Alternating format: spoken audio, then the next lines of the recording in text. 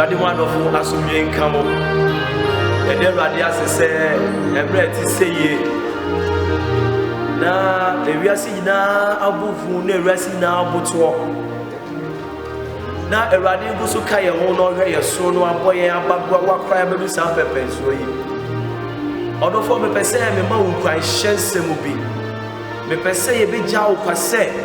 Enema esinti asofo etimi akotete anase pakafo eja ne nwan se onkra wo no hwe wo musunti ena no pay me ba be ma kwan hyensem na ansa ne be ma kwan hyensem no pacho tie semu yi eya prentele anwom eto so ahasa ne aduono nkro PHB 329 ose onyame kai ma enye yie dombre wani ase for womo boyeme me ni ojefu bi se munkuto kuremi su mi srefra o se me nyame kai me na no pay e kwahye se ma me de mba wina ne se onyame oka ho onyame owo wo nchen onyame awoye hia bremu yi na se wusu fra na o se o de obekai o ebi se ye ni ojefu bi a ye ni obi biara ye bitimi asu afre no na obia so ni wa obeje wo so efise se hwe enema esisi ni nese de yare na eko a echi ampo mu chi obia na otwe ne nsa enwo ampo mu bo a ne nipa nyina adwane me kai se obi fu trotro na ewa kakra na onwansi keke no dava no ejina ye eyi ni si ni sika assign ma eno che se nipa po adwane ni nua nipa na Erade si ono de ono ni onyame a ontonko na onda se usu freno se wiye menye wiye abremu a obeje wo enti onua ekwahye nsema mede ma o se ya nwum ato so ahasane adono nkro wonyame kai me ma enye yi onya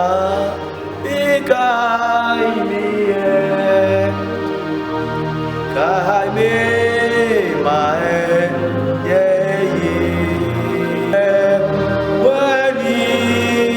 say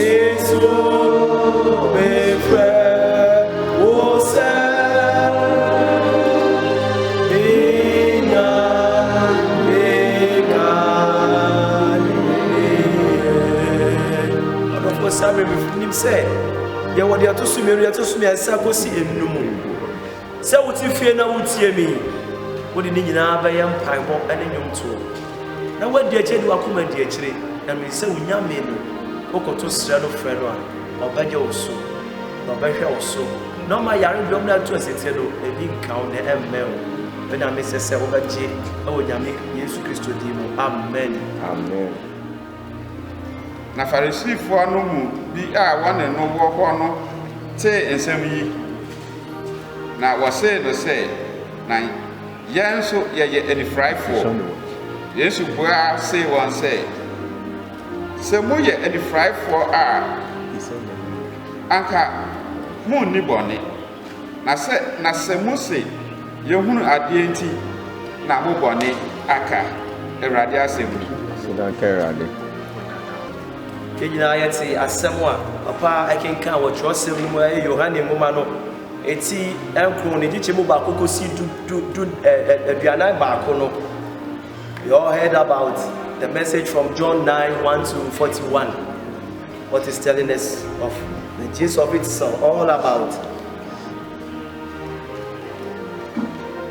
Ofra bi ayawo no efili na yam na oye ni freni. Na Yesu twamu na ogusu eye dadwuma na sempa trew adwuma na no okopie no so normally nipa etrupi to Christ that's so we there bibi wo papa no a e attract Yesu Kristo ni na suafo no enti ma Yesu etwi ben no abrantia na nani efura no e wo koyo fa so ewu ojefo a oba bedom no ne di kan no wo kan enkron no wawatwe egosi dumienu na Yohane 18 kron ejichemu watwe gosi dumienu na o se abratie no hu Yesu Kristo se onipa bi o se he saw Christ as a man. Say na hu Yesu Kristo oni so yo nipa bi a o twem no oba bebu awo na se hu no sadia ene enya ho sa ma wo o se yesa bisa no biemu ekodu mi asa kodu no no in the 13 and the 15 verse he says he saw Christ as a helper and a healer. O se ye bisa no biemu no o se me dia mi hu no se oyo obuafo a obaye na mani efra no de na tie beye me no ka che se me ko wo enti o Yesu Kristo se oyo obuafo. Is Christ a helper to you? Is Christ a healer to you? So your obuafo no ya asa for dia any other for somewhere wuti fie Yesu Kristo obesa o yare o se abrate no hu se oyo ojifo he saw Christ as a savior. When you read the chapter 18 to 27, the verse 18 to 27. So he saw Christ as a savior. So who Christ said, "Oh yeah, Jemko dia." And ya adofo, everybody knows Christ oba beje wokwa. Sabi ya wuti o ya no, oje wokwa. Ebia na wunimu no, ebi so na wunim Kristo. Nesu wu ni ye, say na wuti asori dem ne ye ka bibi kire wo. Ye bia kwa kwoti na fie yi. Ni nioma esisi, na be mwati ne wu Yesu Kristo. Ni a oye. So ya Jemko ma wo dia, and you obeje wokwa sabe ya wuti wo ya. Therefore, abrante no hu Yesu Kristo say he is a being from God. O see, obiara ni wo yo di boye nia, obeti aba ye nia oye ye. Onya papa, no be ye bone. Eti se mo se wabu. Homi da so na onya bone. E se wasame yare. So we say he is a being from God. And so who say Yesu Kristo, ye obia, ofi eja ni che ba ye dia. And your obeje wo. Obeje wo pase de oji ye nua ba ma.